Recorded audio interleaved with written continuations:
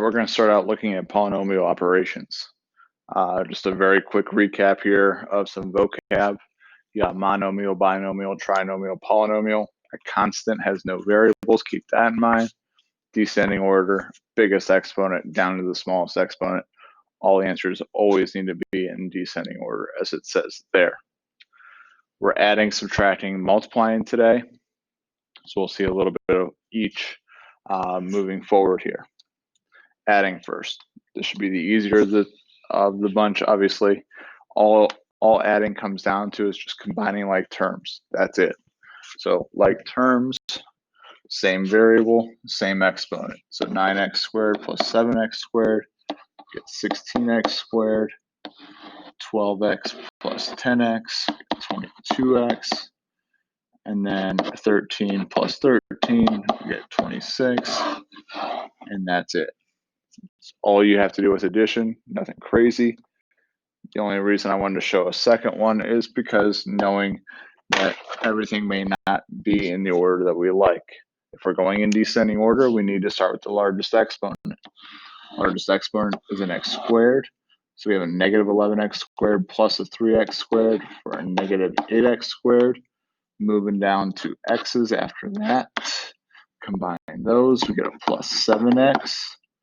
And then constants to finish this out, get a negative 14. Just be careful with your signs when you're adding and subtracting negatives and stuff like that. That's all addition is. Nothing crazy, hopefully. Subtraction, the parentheses mean something in subtraction. You need to go ahead and distribute the negative. Whether you rewrite this or not, that's kind of up to you. I suggest doing so you don't make the easy mistakes moving forward. And then once the parentheses are gone and the negatives multiplied through, you just go ahead and combine like terms. So you got 3x plus 9 is your answer. Same deal here with this fourth one. Distribute the negative before you do anything else. The more terms you have, the more I suggest rewriting what you have.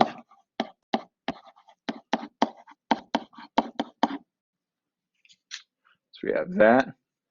When parentheses are gone, negatives multiplied through, just go ahead and combine like terms. Deal with descending order. So we're going to go negative 5x squared.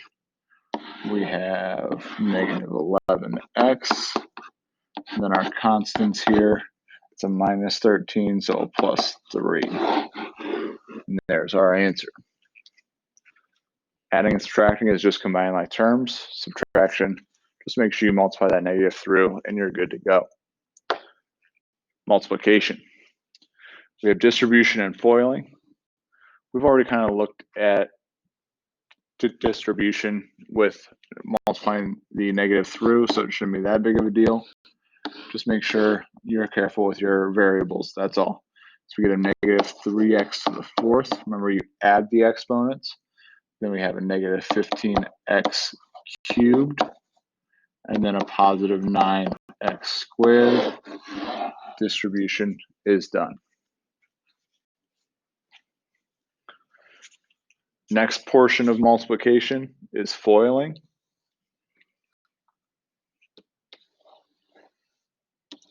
First, outer, inner, last is what FOIL represents. Start off with a couple basics here. We got x squared for the first. Outer, we have 7x. Inner, we have 5x. And then last terms, we have 35. Combine the middle two. Get x squared plus 12x plus 35. And there's our answer. I don't need to see that middle step. If you're comfortable with foiling in your head and combining those two middle terms in your head, a lot of us are at that point, I think.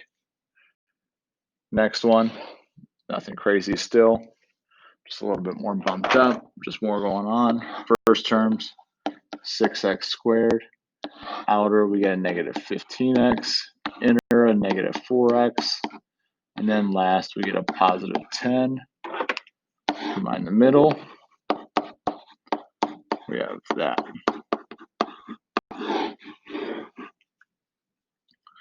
We can also FOIL where it's not just linear type stuff.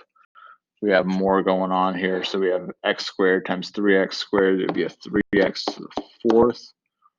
X squared times 2 is 2x squared minus 12x squared here in the inner terms. Last terms, we get minus 8. We can still combine the middle two because they are like terms in this case. Not always, but sometimes they, I'd say majority of the time they're going to be. But we are done here. Now, last part of multiplication is a binomial times a trinomial. After this, sorry, got ahead of myself. Still foiling. I'm only going to show one example here. Just because it is foiling. X plus 6 squared means x plus 6 times x plus 6. I suggest expanding it. This is one of my biggest pet peeves, is not getting this correct. So we have to fully FOIL it. Outer, inner included. We get x squared plus a 6x plus another 6x plus 36. Combine the middle. We get plus 12x plus 36. There's our solution. Same deal here. I'm not going to finish it, but I suggest expanding it and then FOIL. All right. What I was mentioning, what we have here is an extension of foiling. We have a binomial times a trinomial. So in foiling, all I did was take that first term, multiply by everything in the second set of parentheses. Then I took that second term, multiplied by everything in that second set of parentheses. Same deal here. I'm taking that first term, I'm multiplying by everything in that second set of parentheses. So it'd be x cubed plus 7x squared minus 3x. Then I take that second term, that 5, multiply by everything inside that second set of parentheses as well. Now, here's how I like to organize my work. Take that 5 times x squared, I line it up with my other x squared. I have a positive 5x squared plus a 35x. Things start lining up, and then minus a 15. Then I add straight down to combine like terms. My like terms are already stacked on top of each other, so it should be easy to add them. No finding them or searching for them at all. We have this, and that's our solution. Check out one last one. And that'll be it for polynomial operations. First term with everything inside, is 6x cubed minus 15x squared plus 12x. Second term, everything inside the second set, minus 8x squared plus 20x minus 16.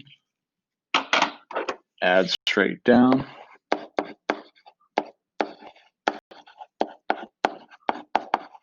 And you're done.